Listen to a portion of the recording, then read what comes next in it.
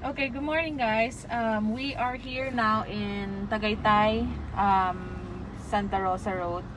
So we are going to give you a live view. Again, this is just a live view po of Taal because just like everyone else, we woke up to news that Taal is now on alert level 2.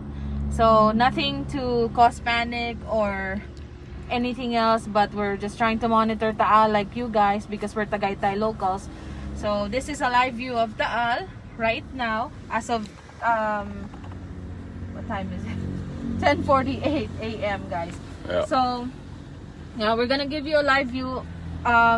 It actually cleared. Nag-clear po siya kanina, tapos ngayon foggy na naman kasi umulan na naman dito sa Tagaytay, but we will try to give you another update because according to the weather, mga 2:00 ng hapon by 2 p.m. it's gonna be sunny again. So we should see Taal again, or a view of Taal again. So for those who do not know, kasi a lot of people are messaging us who are not from Tagaytay but they have relatives in Batangas and Taal, if we can give them an update.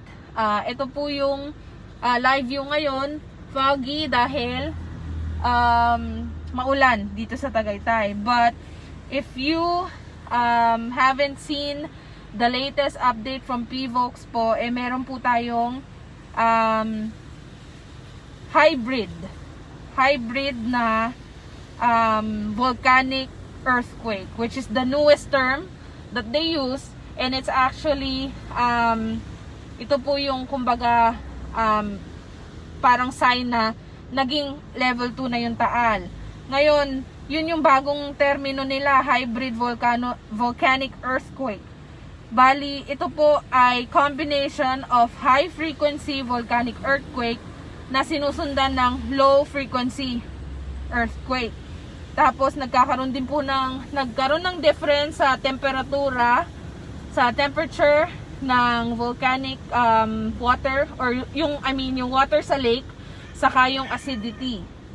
So yan po yung currently monitor, kaya ngayon nagtaas po ng level 2 yung Taal. We will give you another update later at 2 p.m. dahil nga again, sabi po sa weather app, it'll be sunny, maaraw mamaya. So we will do our best na makabalik po dito or give you a better view mamayang hapon. So guys, if you're just tuning in, this is just an update. As of 8 a.m. this morning, they did have a PHILVOLCS raise the threat level to level 2, just citing increased activity and unrest in the main crater. So we wanted to come out and give you a live look as always, but unfortunately the weather is not cooperating. It is not hard rain, but it's a drizzling rain, so it has unfortunately covered up the volcano, and that's the fog you're seeing right now. So a little hard to see, but just want to give you as much of news as possible. And of course, if it clears up this afternoon, we will try to come back and give you another live look just so we can see if there's anything new happening. Po. So yung mga nagme-message sa amin, for those messaging us na may kamag-anak po kayo from Batangas, Tagaytay, we will give you an update. Babalik po kami mamayang hapon para ma-update po namin kayo sa present look ng Taal Volcano from Tagaytay. Ayan po. Who's that? May tao sa likod. Yeah. Anyway guys, thank you for watching. Tapos po, again, we will be back mamayang hapon. Sana po mag-clear up na para mapakita namin sa inyo yung present look ng Taal Volcano. Keep safe everyone, mga kabatang. Sabi nga po nila, just keep monitoring.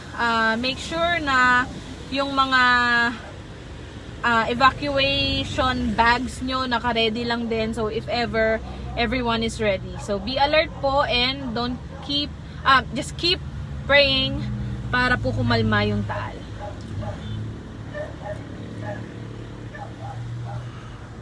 All right, guys. So just so you know, we are reporting from Tagaytay.